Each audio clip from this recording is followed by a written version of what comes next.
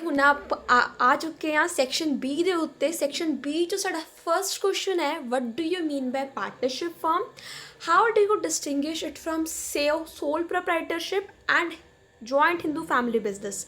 Partnership ਦਾ ਕੀ ਮਤਲਬ ਹੈ, ਤੁਸੀਂ ਪਾਰਟਨਰਸ਼ਿਪ ਨੂੰ ਕਿੱਦਾਂ ਡਿਸਟਿੰਗਿਸ਼ ਕਰ ਸਕਦੇ ਹੋ, ਕਿੱਦਾਂ ਤੁਸੀਂ ਇਹਨੂੰ ਭਿੰਨ ਕਰ ਸਕਦੇ ਹੋ ਸੋਲ ਪ੍ਰੋਪਰਾਈਟਰਸ਼ਿਪ ਤੇ ਜੁਆਇੰਟ ਹਿੰਦੂ ਫੈਮਿਲੀ ਬਿਜ਼ਨਸ ਨੂੰ, ਯਾਨੀ ਹਿੰਦੂ ਅਨਡਿਵਾਈਡਡ ਫੈਮਿਲੀ ਬਿਜ਼ਨਸ ਤੋਂ। ਸਭ ਤੋਂ ਪਹਿਲਾਂ ਗੱਲ ਕਰਦੇ ਹਾਂ, that a partnership firm is a voluntary association of 2 or more persons. ਇਹ ਇੱਕ ਵੋਲੰਟਰੀ ਐਸੋਸੀਏਸ਼ਨ ਹੁੰਦੀ, ਮੀਨਸ ਖੁਦ ਲੋਕ ਐਸੋਸੀਏਟ ਕਰਦੇ ਨੇ, 2 ਜਾਂ ਫਿਰ 2 ਤੋਂ ਜ਼ਿਆਦਾ, means firm 2 to 50 persons who agree to carry on business jointly and share profit and losses। ਜਿਹੜੇ ਕਿ ਬਿਜ਼ਨਸ ਨੂੰ ਜੁਆਇੰਟਲੀ ਕੈਰੀ ਕਰਨ ਲਈ ਆਉਂਦੇ ਨੇ ਤੇ ਪ੍ਰੋਫਿਟਸ ਨੂੰ ਤੇ ਲੌਸਸ ਨੂੰ ਸ਼ੇਅਰ ਕਰਦੇ ਨੇ। It is governed by Indian partnership act 1932। ਇਸ ਨੂੰ ਕੌਣ ਗਵਰਨ ਕਰਦਾ ਹੈ? ਇੰਡੀਅਨ ਪਾਰਟਨਰਸ਼ਿਪ ਐਕਟ 1932 ਗਵਰਨ ਕਰਦਾ ਵੇ। ਦ ਐਗਰੀਮੈਂਟ ਮੇ ਬੀ ਰਿਟਨ ਔਰ ਔਰਲ ਕਾਲਡ ਪਾਰਟਨਰਸ਼ਿਪ ਡੀਡ। ਇਸ ਦੇ ਲਈ ਇੱਕ ਐਗਰੀਮੈਂਟ ਹੋਣ ਦੀ ਜ਼ਰੂਰਤ ਬਹੁਤ ਜ਼ਿਆਦਾ ਰਿਕੁਆਇਰਮੈਂਟ ਹੈ। ਉਹ ਔਰਲ ਵੀ ਹੋ ਸਕਦਾ ਹੈ, ਰਿਟਨ ਵੀ ਹੋ ਸਕਦਾ ਹੈ। ਗੱਲ ਕਰੀਏ ਕਰੈਕਟਰਿਸਟਿਕਸ ਪਾਰਟਨਰਸ਼ਿਪ ਫਰਮ ਦੀ, ਜਿੱਦਾਂ ਕਿ ਆਪਾਂ ਨੂੰ ਕਾਫੀ ਜ਼ਿਆਦਾ ਪੇਜਸ ਭਰਨੇ ਹੁੰਦੇ ਆਪਣੇ ਕੁਐਸਚਨ ਪੇਪਰ ਦੇ ਲਈ। ਤੁਸੀਂ ਪਾਰਟਨਰਸ਼ਿਪ ਨੂੰ ਸਿੰਪਲੀ ਇੱਦਾਂ ਹੀ ਨਹੀਂ ਐਕਸਪਲੇਨ ਕਰ ਸਕਦੇ, ਤੁਸੀਂ ਨਾਲ ਇਹਦੇ ਕਰੈਕਟਰਿਸਟਿਕਸ ਸਾਨੂੰ ਲਿਖਣੇ ਪੈਣਗੇ। ਪਹਿਲਾ ਕਰੈਕਟਰਿਸਟਿਕ ਹੈ ਫਾਰਮੇਸ਼ਨ ਆਫ ਬਾय ਐਗਰੀਮੈਂਟ। ਸਭ ਤੋਂ ਪਹਿਲਾਂ ਕਿੱਦਾਂ ਫਾਰਮ ਹੁੰਦਾ? ਇੱਕ ਕੰਟਰੈਕਟ ਦੇ ਥਰੂ, ਨਾਟ ਬਾय ਸਟੇਟਸ ਦੇ ਥਰੂ ਨਹੀਂ ਕ੍ਰੀਏਟ ਹੁੰਦਾ। ਕੰਟਰੈਕਟ ਇੱਕ ਐਗਰੀਮੈਂਟ ਦੇ ਥਰੂ ਹੁੰਦਾ। Agreement can be oral and written. Number of partners minimum 2 ਹੁੰਦੇ ਤੇ maximum 20 and 10 in the banking, but ਤੁਸੀਂ 50 ਲਿਖਣੇ ਹੈ। ਦੈਨ ਇਹਦੀ ਲਾਇਬਿਲਿਟੀ ਕਿਹੜੀ? ਪਾਰਟਨਰਸ ਦੀ ਜਿਹੜੀ ਪਰਸਨਲ ਪ੍ਰੋਪਰਟੀ ਹੁੰਦੀ ਉਸ ਨੂੰ ਯੂਜ਼ ਕੀਤਾ ਜਾ ਸਕਦਾ। ਇਸ ਵਜ੍ਹਾ ਨਾਲ ਇਸ ਦੀ ਲਾਇਬਿਲਿਟੀ ਹੁੰਦੀ ਅਨਲਿਮਿਟਿਡ। ਮਿਊਚੁਅਲ ਏਜੰਸੀ ਦਾ ਰਿਲੇਸ਼ਨਸ਼ਿਪ ਹੁੰਦਾ, ਹਰ ਇੱਕ ਪਾਰਟਨਰਸ਼ਿਪ ਬਾਈਂਡ ਹੁੰਦਾ ਵਾ ਆਪਣੇ ਐਕਸ਼ਨਸ ਦੇ ਲਈ। Means partnership is having a mutual agency relationship, means principal and agent relationship. All the partners are bound with their actions. Partnership is acted by one or acted by one on behalf of others. No separate legal entity। ਜਿਹੜੀ firm ਹੈ ਉਹ partners ਤੋਂ ਅਲੱਗ ਨਹੀਂ ਹੁੰਦੀ। ਜੋ partners ਦਾ ਕੰਮ ਹੈ ਉਹੀ ਫਰਮ ਦਾ ਕੰਮ ਹੈ, ਸੈਪਰੇਟ ਨਹੀਂ ਹੈ ਇੱਥੇ। Sharing of profit in agreed ratio. ਜਿਹੜੇ ਪ੍ਰੋਫਿਟਸ ਹੈ ਉਹਨੂੰ ਇੱਕ ਰੇਸ਼ੋ ਦੇ ਵਿੱਚ ਸ਼ੇਅਰ ਕਰਨਾ ਹੁੰਦਾ। ਫਲੈਕਸੀਬਲ ਮੈਨੇਜਮੈਂਟ, ਜਿਹੜੇ ਪਾਰਟਨਰਸ ਹੈ ਉਹ ਮੈਨੇਜ ਕਰਦੇ ਨੇ ਕਲੈਕਟਿਵਲੀ, ਇਕੱਠੇ ਮਿਲ ਕੇ ਮੈਨੇਜ ਕਰਦੇ ਨੇ। ਹੁਣ ਗੱਲ ਕਰੀਏ distinguish with sole proprietorship and joint with family business. ਸਭ ਤੋਂ ਪਹਿਲਾਂ ਗੱਲ ਆਉਂਦੀ ਹੈ ਫਾਰਮੇਸ਼ਨ ਦੀ। ਜਿਹੜੀ ਪਾਰਟਨਰਸ਼ਿਪ ਹੈ ਉਹ ਐਗਰੀਮੈਂਟ ਤੋਂ ਫਾਰਮ ਹੁੰਦੀ ਹੈ। ਸੋਲ ਪ੍ਰੋਪਰਾਈਟਰਸ਼ਿਪ 1 person ਦੇ ਡਿਸੀਜ਼ਨ ਤੋਂ ਫਾਰਮ ਹੁੰਦੀ ਹੈ। Hindu undivided family automatically by birth farm ਕੀਤੀ ਜਾਂਦੀ ਹੈ। ਕੋਈ ਵੀ ਮੈਂਬਰ ਇਸ ਦਾ ਕਿੱਦਾਂ ਬਣਦਾ, ਕੋ ਪਾਰਟਨਰਸ ਕਿੱਦਾਂ ਬਣਦੇ ਨੇ ਹਿੰਦੂ ਅਨਡਿਵਾਈਡਡ ਫੈਮਿਲੀ ਬਿਜ਼ਨਸ ਦੇ ਵਿੱਚ? ਆਪਣੇ ਜਨਮ ਤੋਂ ਹੀ ਬਣ ਜਾਂਦੇ ਨੇ। ਗੱਲ ਕਰੀਏ ਨੰਬਰ ਆਫ ਮੈਂਬਰਸ ਦੀ, ਤਾਂ ਪਾਰਟਨਰਸ਼ਿਪ ਦੇ ਵਿੱਚ 2 to 50 ਹੋ ਸਕਦੇ। ਸੋਲ ਪ੍ਰੋਪਰਾਈਟਰਸ਼ਿਪ ਓਨਲੀ 1। ਹਿੰਦੂ ਅਨਡਿਵਾਈਡਡ ਮਲਟੀਪਲ ਕੋ ਪਾਰਟਨਰਸ। ਇਹਦੇ ਵਿੱਚ ਆਪਾਂ ਜਿਹੜੇ ਮੈਂਬਰਸ ਹੁੰਦੇ ਆ ਕਰਤਾ ਤੋਂ ਇਲਾਵਾ ਕਰਤਾ ਮੈਨੇਜਰ ਹੁੰਦਾ ਹੈ, ਅਤੇ ਬਾਕੀਆਂ ਨੂੰ ਕੀ ਬੋਲਦੇ? ਕੋ ਪਾਰਟਨਰਸ ਬੋਲਦੇ ਆ। ਨੈਕਸਟ ਗੱਲ ਕਰਦੇ ਹਾਂ ਲਾਇਬਿਲਿਟੀ ਦੀ। ਪਾਰਟਨਰਸ਼ਿਪ ਦੇ ਵਿੱਚ ਜਿਹੜੀ ਲਾਇਬਿਲਿਟੀ ਹੁੰਦੀ ਅਨਲਿਮਿਟਿਡ ਹੁੰਦੀ। ਸੋਲ ਪ੍ਰੋਪਰਾਈਟਰਸ਼ਿਪ ਵੀ ਅਨਲਿਮਿਟਿਡ ਹੁੰਦੀ। ਹਿੰਦੂ ਅਨਡਿਵਾਈਡਡ ਫੈਮਿਲੀ ਬਿਜ਼ਨਸ ਦੇ ਵਿੱਚ ਯਾਨੀ ਜੁਆਇੰਟ ਫੈਮਿਲੀ ਬਿਜ਼ਨਸ ਦੇ ਵਿੱਚ ਜਿਹੜੀ ਕਰਤਾ ਦੀ ਲਾਇਬਿਲਿਟੀ ਉਹ ਅਨਲਿਮਿਟਿਡ ਹੈ। ਬਾਕੀ ਜਿਹੜੇ ਵੀ ਲੋਕ ਨੇ ਉਹਨਾਂ ਦੀ ਲਿਮਿਟਿਡ ਹੈ। ਕੰਟਰੋਲ ਦੀ ਗੱਲ ਕਰੀਏ, ਜਿਹੜੀ ਪਾਰਟਨਰਸ਼ਿਪ ਹੈ ਉਹ ਜੁਆਇੰਟ ਕੰਟਰੋਲ 'ਚ ਹੁੰਦਾ। ਸਾਰੇ ਪਾਰਟਨਰਸ ਇਕੁਅਲੀ ਉਹਨੂੰ ਜੁਆਇੰਟਲੀ ਕੰਟਰੋਲ ਕਰਦੇ ਨੇ ਇਨ ਦ ਐਗਰੀਡ ਰੇਸ਼ੋ। ਪ੍ਰੋਫਿਟ ਨੂੰ ਐਗਰੀਡ ਰੇਸ਼ੋ ਸ਼ੇਅਰ ਕਰਦੇ, ਲੇਕਿਨ ਕੰਟਰੋਲ ਉਹਨਾਂ ਦਾ ਜੁਆਇੰਟ ਹੁੰਦਾ। ਸੋਲ ਪ੍ਰੋਪਰਾਈਟਰਸ਼ਿਪ ਦੇ ਵਿੱਚ ਸਿੰਗਲ ਓਨਰਸ਼ਿਪ ਹੁੰਦੀ ਹੈ, ਅਤੇ ਜੁਆਇੰਟ ਹਿੰਦੂ ਫੈਮਿਲੀ ਬਿਜ਼ਨਸ ਦੇ ਵਿੱਚ ਕੰਟਰੋਲਡ ਬਾਏ ਕਰਤਾ। ਕੰਟੀਨਿਊਟੀ ਦੀ ਗੱਲ ਕਰੀਏ ਤਾਂ ਪਾਰਟਨਰਸ਼ਿਪ ਦੇ ਵਿੱਚ ਬਿਜ਼ਨਸ ਖਤਮ ਹੋ ਜਾਂਦਾ ਕਿਸੇ ਦੀ ਪਾਰਟਨਰ ਦੀ ਡੈਥ ਜਾਂ ਫਿਰ ਰਿਟਾਇਰਮੈਂਟ ਦੇ ਨਾਲ। ਅਤੇ ਸੋਲ ਪ੍ਰੋਪਰਾਈਟਰਸ਼ਿਪ ਕਿੱਦਾਂ ਐਂਡ ਹੁੰਦਾ? ਓਨਰ ਦੇ ਐਂਡ ਦੇ ਹੋਣ ਦੇ ਨਾਲ। ਜਿੱਦਾਂ ਹੀ ਓਨਰ ਮਰ ਜਾਂਦਾ ਬਿਜ਼ਨਸ ਵੀ ਖਤਮ ਹੋ ਜਾਂਦਾ, ਜਾਂ ਫਿਰ ਜਦੋਂ ਓਨਰ ਇਨਸੋਲਵੈਂਟ ਹੋ ਜਾਂਦਾ। Hindu undivided family business continue ਕਰਦਾ ਜਨਰੇਸ਼ਨਸ ਤੱਕਨ। ਇੱਕ ਜਨਰੇਸ਼ਨ ਤੋਂ ਬਾਅਦ ਦੂਸਰੀ ਜਨਰੇਸ਼ਨ ਉਸਨੂੰ ਕੰਟੀਨਿਊ ਕਰਦੀ ਹੈ, generation after generation. Decision making ਦੀ ਗੱਲ ਕਰੀਏ ਤਾਂ ਪਾਰਟਨਰਸ਼ਿਪ ਮਿਊਚੁਅਲ ਕੰਸਲਟੇਸ਼ਨ ਦੀ ਗੱਲ ਕਰਦਾ, ਮਤਲਬ ਆਪਸ 'ਚ ਮਿਊਚੁਅਲੀ ਆਪਾਂ ਕੰਸਲਟ ਕਰਦੇ ਹਾਂ। ਸੋਲ ਪ੍ਰੋਪਰਾਈਟਰਸ਼ਿਪ ਦੇ ਵਿੱਚ ਕੁਇਕਲੀ ਡਿਸੀਜ਼ਨ ਟੇਕਅਪ ਕੀਤੇ ਜਾਂਦੇ। ਹਿੰਦੂ ਅਨਡਿਵਾਈਡਡ ਫੈਮਿਲੀ ਬਿਜ਼ਨਸ ਦੇ ਵਿੱਚ ਕਰਤਾ ਡਿਸਾਈਡ ਕਰਦਾ। ਅਤੇ ਆਪਾਂ ਗੱਲ ਕੀਤੀ decision making, continuity, control, liability, number of members and formation ਦੀ। ਹੁਣ ਆਪਾਂ ਗੱਲ ਕਰਦੇ ਇਸ ਦੀ conclusion.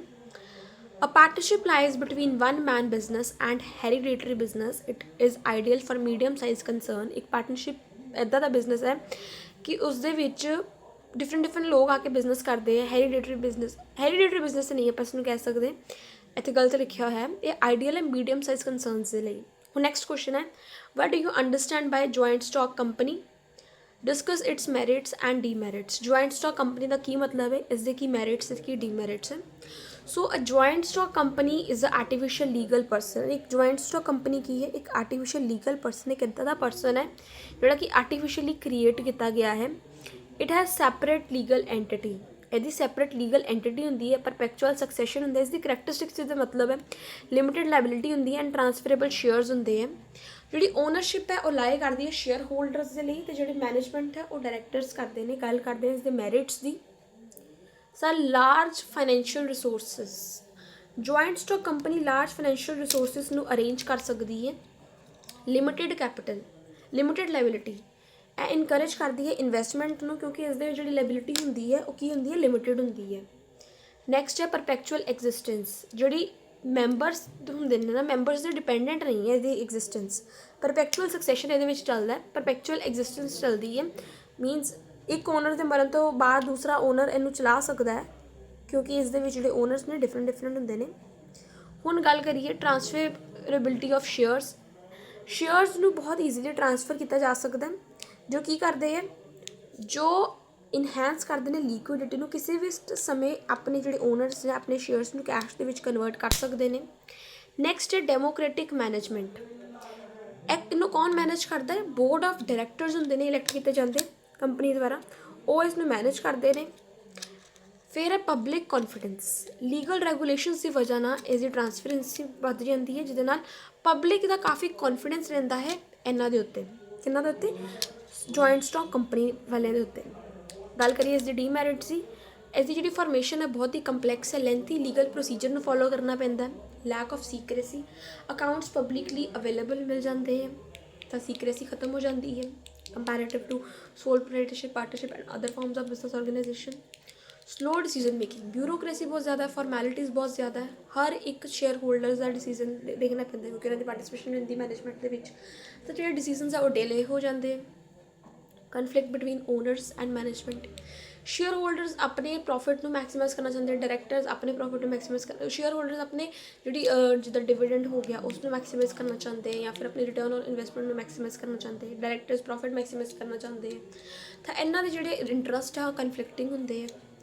High caste of operation, compliance and professional expenses ਬਹੁਤ ਜ਼ਿਆਦਾ ਹੁੰਦੇ ਨੇ ਜੁਆਇੰਟ ਸਟਾਕ ਕੰਪਨੀ ਦੇ ਵਿੱਚ, ਬਹੁਤ ਸਾਰੇ ਲੀਗਲ ਫਾਰਮੈਲਿਟੀਜ਼ ਨੂੰ ਫੋਲੋ ਕਰਨਾ ਪੈਂਦਾ ਵਾ, ਤਾਂ ਬਹੁਤ ਜ਼ਿਆਦਾ ਕਾਸਟ ਆ ਜਾਂਦੀ ਹੈ ਆਪਰੇਸ਼ਨਸ ਨੂੰ ਕਰਨ ਲਈ। ਹੁਣ ਨੈਕਸਟ ਕੁਐਸਚਨ 'ਤੇ ਮੂਵ ਕਰਦੇ ਹਾਂ। ਨੈਕਸਟ ਕੁਐਸਚਨ ਹੈ compare general features of public sector and private sector. Ki public sector ਦੇ ਫੀਚਰਸ ਨੇ ਅਤੇ ਪ੍ਰਾਈਵੇਟ ਸੈਕਟਰ ਦੇ ਫੀਚਰਸ ਨੇ, ਆਓ ਉਹਨਾਂ ਨੂੰ ਕੰਪੇਅਰ ਕਰੀਏ।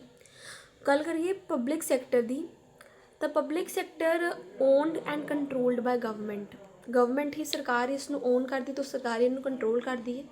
ਇਸ ਦੀ ਏਮ ਕੀ ਹੁੰਦੀ ਹੈ, ਇਸ ਦਾ ਏਮ ਹੁੰਦਾ ਪਬਲਿਕ ਵੈਲਫੇਅਰ ਕਰਨਾ, ਡਿਵੈਲਪਮੈਂਟ ਕਰਨਾ। ਐਗਜ਼ਾਮਪਲ ਹੈ Indian railways life insurance corporation ਯਾਨੀ LIC। ਪ੍ਰਾਈਵੇਟ ਓਨਰਸ਼ਿਪ ਦੀ ਗੱਲ ਕਰੀਏ ਤਾਂ ਕੌਣ ਓਨ ਕਰਦਾ, ਇੰਡੀਵਿਜੂਅਲਸ ਓਨ ਕਰਦੇ, ਬਿਜ਼ਨਸਮੈਨ ਓਨ ਕਰਦੇ ਆ, ਅਤੇ ਇਹਨਾਂ ਦਾ ਏਮ ਹੁੰਦਾ ਪ੍ਰੋਫਿਟ ਮੈਕਸੀਮਾਈਜੇਸ਼ਨ। ਉਹਨਾਂ ਦਾ ਏਮ ਹੁੰਦਾ ਪਬਲਿਕ ਵੈਲਫੇਅਰ, ਇਹਨਾਂ ਦਾ ਏਮ ਹੁੰਦਾ ਪ੍ਰੋਫਿਟ ਮੈਕਸੀਮਾਈਜੇਸ਼ਨ। ਐਗਜ਼ਾਮਪਲ ਹੈ ਟਾਟਾ, ਰਿਲਾਇੰਸ। ਹੁਣ ਗੱਲ ਕਰਦੇ ਹਾਂ ਡਿਟੇਲਡ ਕੰਪੈਰੀਜ਼ਨ ਦੀ। ਪਬਲਿਕ ਸੈਕਟਰ ਅਤੇ ਪ੍ਰਾਈਵੇਟ ਸੈਕਟਰ ਦੇ ਵਿੱਚ ਓਨਰਸ਼ਿਪ ਦੀ ਗੱਲ ਕਰੀਏ ਤਾਂ it is owned by government and that is owned by private individuals. While talking about objectives, their objectives are public society's welfare, their objective is profit maximization. The capital is taken from government funds. In the public sector the capital is taken from government fund, while in the private sector the capital is from private sources. Management is done by government officials, especially the civil servants. Management is done by businessmen or the professionals, experts, specialized hired people. The efficiency in public sector is low, the efficiency in private sector is high. The flexibility is low in public sector, the flexibility is high in private sector, because at any time they can mold their decisions because they are doing at their own, while in public sector they are doing for the society, so the flexibility is quite low in public sector.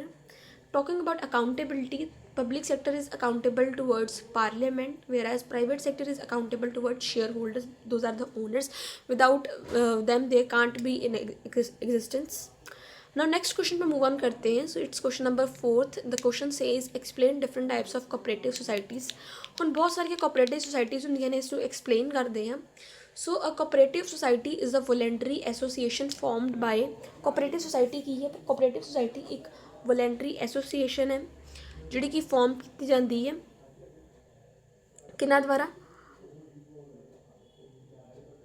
ਕਿਹਨਾਂ ਦੁਆਰਾ farm ਕੀਤੀ ਜਾਂਦੀ ਹੈ?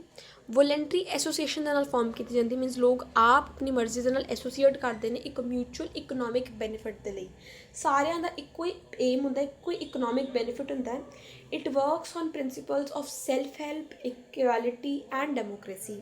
ਇਹ ਕਿਹਨਾਂ ਦੇ principals 'ਤੇ ਕੰਮ ਕਰਦੀ ਹੈ? ਸੈਲਫ ਹੈਲਪ, ਆਪਣੀ ਮਦਦ ਖੁਦ ਕਰਨ 'ਤੇ, ਇਕੁਐਲਿਟੀ 'ਤੇ, ਸਭ ਨੂੰ ਇੱਕ ਸਮਾਨਤਾ ਦੇਣ ਲਈ, ਡੈਮੋਕ੍ਰੇਸੀ ਦੇ ਉੱਤੇ ਬਿਲੀਫ ਰੱਖਦੀ ਹੈ। ਹੁਣ ਗੱਲ ਕਰਦੇ ਟਾਈਪਸ ਆਫ ਕੋਆਪਰੇਟਿਵ ਸੁਸਾਇਟੀਜ਼। ਤਾਂ ਪਹਿਲਾ ਪੁਆਇੰਟ ਹੈ ਕੰਜ਼ਿਊਮਰ ਕੋਆਪਰੇਟਿਵ ਸੁਸਾਇਟੀ, ਦੂਸਰਾ ਪ੍ਰੋਡਿਊਸਰ ਕੋਆਪਰੇਟਿਵ ਸੁਸਾਇਟੀ, ਤੀਸਰਾ ਕ੍ਰੈਡਿਟ ਕੋਆਪਰੇਟਿਵ ਸੁਸਾਇਟੀ, ਚੌਥਾ ਹੈ ਮਾਰਕੀਟਿੰਗ ਕੋਆਪਰੇਟਿਵ ਸੁਸਾਇਟੀ, ਪੰਜਵਾਂ ਹੈ ਹਾਊਸਿੰਗ ਕੋਆਪਰੇਟਿਵ ਸੁਸਾਇਟੀ, ਛੇਵਾਂ ਹੈ ਫਾਰਮਿੰਗ ਕੋਆਪਰੇਟਿਵ ਸੁਸਾਇਟੀ। ਗੱਲ ਕਰਦੇ ਹਾਂ ਕੰਜ਼ਿਊਮਰ ਕੋਆਪਰੇਟਿਵ ਸੁਸਾਇਟੀ ਦੀ। ਸੋ ਕੰਜ਼ਿਊਮਰ ਕੋਆਪਰੇਟਿਵ ਨਾਮ ਤੋਂ ਪਤਾ ਚੱਲ ਰਿਹਾ ਕੌਣ ਕ੍ਰੀਏਟ ਕਰਦਾ? ਕੰਜ਼ਿਊਮਰਸ ਕ੍ਰੀਏਟ ਕਰਦੇ ਨੇ, ਸੋ ਦੈਟ ਉਹ ਪ੍ਰੋਟੈਕਟ ਕਰ ਸਕਣ ਆਪਣੇ ਆਪ ਨੂੰ ਐਕਸਪਲੋਇਟੇਸ਼ਨ ਦੇ ਅਗੇਂਸਟ। ਉਹ ਬਾਏ ਕਰਦੇ ਨੇ ਗੁੱਡਸ ਨੂੰ ਬਲਕ ਦੇ ਵਿੱਚ, ਤਾਂ ਸੈੱਲ ਕਰਦੇ ਨੇ ਫੇਅਰ ਪ੍ਰਾਈਸਿਸ ਦੇ ਉੱਤੇ। ਕੰਜ਼ਿਊਮਰ ਕੋਆਪਰੇਟਿਵ ਸੁਸਾਇਟੀ ਦਾ ਮਤਲਬ ਆ ਹੁੰਦਾ ਹੈ ਕਿ ਆਪਾਂ ਬਲਕ ਦੇ ਵਿੱਚ ਬਾਏ ਕਰ ਲੈਂਦੇ ਹਾਂ, ਫਿਰ ਆਪਾਂ ਆਪਸ ਦੇ ਵਿੱਚ ਉਸਨੂੰ ਸੈੱਲ ਕਰ ਦਿੰਦੇ ਹਾਂ ਫੇਅਰ ਪ੍ਰਾਈਸਿਸ ਦੇ ਉੱਤੇ। ਪ੍ਰੋਡਿਊਸਰ ਕੋਆਪਰੇਟਿਵ ਸੁਸਾਇਟੀ ਕੌਣ ਪ੍ਰੋਡਿਊਸ ਕਰਦਾ? ਫਾਰਮ ਕੀਤੀ ਜਾਂਦੀ ਪ੍ਰੋਡਿਊਸਰਸ ਦੇ ਲਈ, ਮੈਨੂਫੈਕਚਰਿੰਗ ਕਰਨ ਦੇ ਲਈ, ਡਿਸਟਰੀਬਿਊਸ਼ਨ ਕਰਨ ਦੇ ਲਈ। ਇਹ ਇਨਸ਼ੋਰ ਕਰਦਾ ਬੈਟਰ ਪ੍ਰਾਈਸਿਸ ਐਂਡ ਰਿਡਿਊਸਿਸ ਮਿਡਲਮੈਨਸ ਨੂੰ ਰਿਡਿਊਸ ਕਰਦਾ, ਕਿਉਂਕਿ ਰॉ ਮਟੀਰੀਅਲਸ ਖੁਦ ਉਹ ਬਾਏ ਕਰ ਲੈਂਦੇ ਨੇ ਅਤੇ ਫਿਰ ਉਸਨੂੰ ਪ੍ਰੋਡਿਊਸ ਕਰਨ ਲਈ ਰੱਖ ਲੈਂਦੇ ਨੇ। ਕ੍ਰੈਡਿਟ ਕੋਆਪਰੇਟਿਵ ਸੁਸਾਇਟੀ ਫਾਰਮ ਕੀਤੀ ਜਾਂਦੀ ਹੈ ਲੋਨਸ ਪ੍ਰੋਵਾਈਡ ਕਰਨ ਲਈ ਘੱਟ ਰੇਟਸ ਦੇ ਉੱਤੇ, ਘੱਟ ਇੰਟਰਸਟ ਦੇ ਉੱਤੇ ਮੈਂਬਰਸ ਨੂੰ, ਆਪਣੇ ਮੈਂਬਰਸ ਨੂੰ ਘੱਟ ਰੇਟਸ ਦੇ ਉੱਤੇ, ਘੱਟ ਇੰਟਰਸਟ ਦੇ ਉੱਤੇ ਲੋਨਸ ਪ੍ਰੋਵਾਈਡ ਕਰਨ ਲਈ ਫਾਰਮ ਕੀਤੀ ਜਾਂਦੀ ਹੈ। ਇਹ ਕਾਫੀ ਪੋਪੂਲਰ ਹੁੰਦੀ ਹੈ ਸਮੋਲ ਵਰਕਰਸ, ਜਿਹੜੇ ਛੋਟੇ ਲੋਕ ਕੰਮ ਕਰਦੇ ਨੇ, ਜਾਂ ਫਿਰ ਫਾਰਮਰਸ ਦੇ ਵਿੱਚ। ਗੱਲ ਕਰੀਏ ਮਾਰਕੀਟਿੰਗ ਕੋਆਪਰੇਟਿਵ ਸੁਸਾਇਟੀ ਦੀ, ਤਾਂ ਆ ਹੈਲਪ ਕਰਦੇ ਨੇ ਫਾਰਮਰਸ ਨੂੰ, ਆਰਟੀਸਨਸ ਨੂੰ ਮਾਰਕੀਟ ਦੇਅਰ ਪ੍ਰੋਡਕਟ, ਆਪਣੇ ਪ੍ਰੋਡਕਟ ਨੂੰ ਵੇਚਣ ਦੇ ਲਈ ਮਦਦ ਕਰਦੇ ਨੇ। Provide storage, transport and grading services. ਇਹ ਕੀ ਕਰਦੇ? ਗ੍ਰੇਡਿੰਗ ਕਰ ਦਿੰਦੇ ਨੇ ਗੁੱਡਸ ਦੀ, ਫਿਰ ਉਸਨੂੰ ਸਟੋਰ ਕਰਕੇ ਰੱਖਦੇ ਨੇ, ਫਿਰ ਟਰਾਂਸਪੋਰਟ ਕਰਦੇ ਨੇ। ਹਾਊਸਿੰਗ ਕੋਆਪਰੇਟਿਵ ਸੁਸਾਇਟੀ ਕੀ ਕਰਦੀ ਹੈ? ਫਲੈਟਸ, ਹਾਊਸਿਸ, ਪਲਾਟਸ ਪ੍ਰੋਵਾਈਡ ਕਰਦੀ ਹੈ ਰੀਜ਼ਨੇਬਲ ਕੋਸਟ ਦੇ ਉੱਤੇ, ਹਾਊਸਿੰਗ ਫੈਸਿਲਿਟੀਜ਼ ਪ੍ਰੋਵਾਈਡ ਕਰਦੀ ਹੈ ਰੀਜ਼ਨੇਬਲ ਪ੍ਰਾਈਸਿਸ ਦੇ ਉੱਤੇ। ਫਾਰਮਿੰਗ ਕੋਆਪਰੇਟਿਵ ਸੁਸਾਇਟੀ ਕੀ ਕਰਦੀ ਹੈ? ਸਮੋਲ ਫਾਰਮਰਸ ਨੂੰ ਕੀ ਕਰਦੀ ਹੈ? Pool land and resources, lands ਅਤੇ ਰਿਸੋਰਸਿਸ ਨੂੰ ਇਕੱਠਾ ਕਰ ਲੈਂਦੀ ਹੈ, ਫਿਰ ਸ਼ੇਅਰ ਕਰਦੀ ਹੈ ਪ੍ਰੋਫਿਟ ਨੂੰ ਪ੍ਰਪੋਰਸ਼ਨੇਟਲੀ। ਜਿੰਨਾ ਵੀ ਸਾਰਾ ਕ੍ਰੌਪਸ ਨਿਕਲ ਕੇ ਆਉਂਦੀਆਂ ਉਹਨੂੰ ਪੂਲ ਕਰ ਲੈਂਦੀ ਹੈ, ਫਿਰ ਜਿਹੜਾ ਉਹ 'ਚੋਂ ਉਹਨੂੰ ਵੇਚ ਕੇ ਜਿਹੜਾ ਪ੍ਰੋਫਿਟ ਨਿਕਲਦਾ ਉਹਨੂੰ ਸ਼ੇਅਰ ਕਰ ਲੈਂਦੀ ਹੈ ਪ੍ਰਪੋਰਸ਼ਨੇਟਲੀ, ਮੀਨਸ ਜਿਹਦਾ ਜਿੰਨਾ ਸ਼ੇਅਰ ਸੀ ਉਸ ਅਕੋਰਡਿੰਗ ਉਸਨੂੰ ਵੰਡ ਲੈਂਦੀ ਹੈ।